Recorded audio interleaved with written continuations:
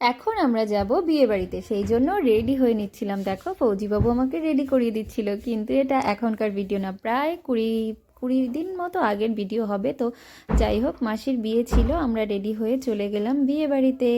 তো আমাদের বাড়ি থেকে বেশি দূর না, অল্প একটু।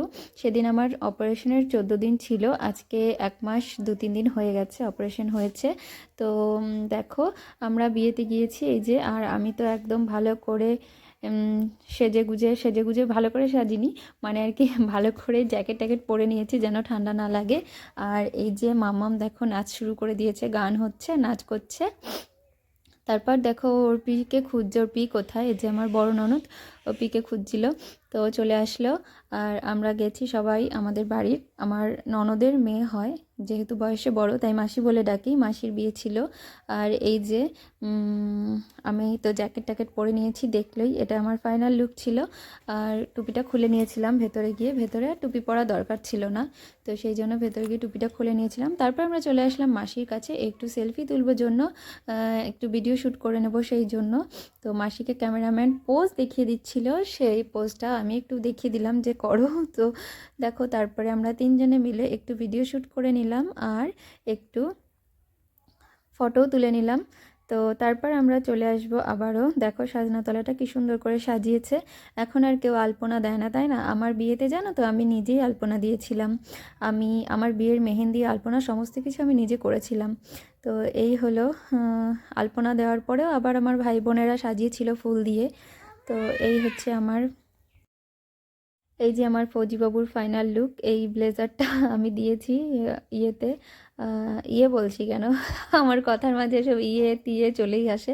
তো যাই হোক, অ্যানিভার্সারিতে দিয়েছিলাম। তারপরে দেখো বর চলে এসছে, তো আমাদের মেসও চলে এসেছে, আর সব বোনগুলো ছেঁকে ধরেছে, কিছুতেই ঢুকতে দেবে না। আর আমি তো বেরোতে পারছিলাম না, অনেক কষ্টে মষ্টে বেরিয়েছি।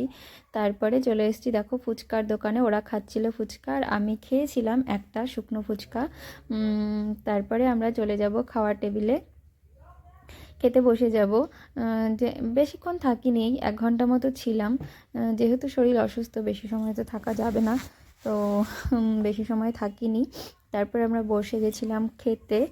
আর দেখো মাম্মা অধীর আগ্রহে বসে আছে কখন দেবে খাবার।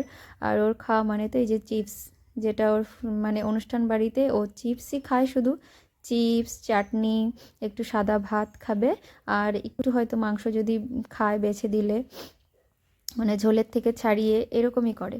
তো দেখো দিয়ে দিয়েছে ভেজ, ডাল, ভাত, মাছ। আমি সব একটু একটু করে খাচ্ছিলাম, একটু মাছ বেছে দিচ্ছিলাম মাম্মামকে।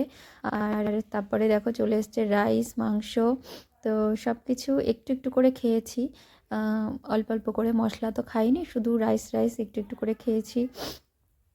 তারপর দেখো ভিডিওটা অনেক দিন আগের, অনেক দিন পর, অনেক লেট হয়ে গেল শেয়ার করতে তোমাদের সাথে। তো আমার এমনই হয়, সব ভিডিও জমা হয়ে থাকে, কবে যে শেয়ার করব তাই ভেবে পাই না। তো দেখো মাম্মাম কিন্তু একটু চাটনি, একটু পাঁপড় এসবই খায়। তারপরে এই যে দেখো সবাইকে দেখিয়ে দিচ্ছি, সবাই খেতে বসেছে, এই পাশে বাবা আছে। তো চলো, তোমাদের ভিডিওটা কেমন লাগলো অবশ্যই কমেন্ট করে জানাবে, আর সবাই কেমন আছো সেটাও জানাবে। আর এই যে আমরা খাচ্ছিলাম, তারপর চলে এসছে চাটনি, পাঁপড়, আর দিয়েছে লট চমচম। আমার থালে তো সব জমা হয়ে রয়েছে দেখছো, তো একটু একটু করে খাবো সব কিছু। আর তারপর বলবো যে এই দেখো মাম্মাম কি করছে। মাম্মাম আইসক্রিমগুলো দিয়েছে আর ও সবাইকে ভাগ ভাগ করে দিচ্ছিল। 4 জনের 4টা আইসক্রিম, ও নিজেরটা রেখে দেখো বাকি 3 জনেরটা 3 দিকে দিয়ে দিয়েছে। তো আইসক্রিম দিল, লজেন্স দিল, সব কিছু খাওয়া কমপ্লিট। তোমাদের ভিডিওটা কেমন লাগলো অবশ্যই জানাবে, ভালো লাগলে লাইক করে দেবে। টাটা, দেখা হবে পরের ভিডিওতে।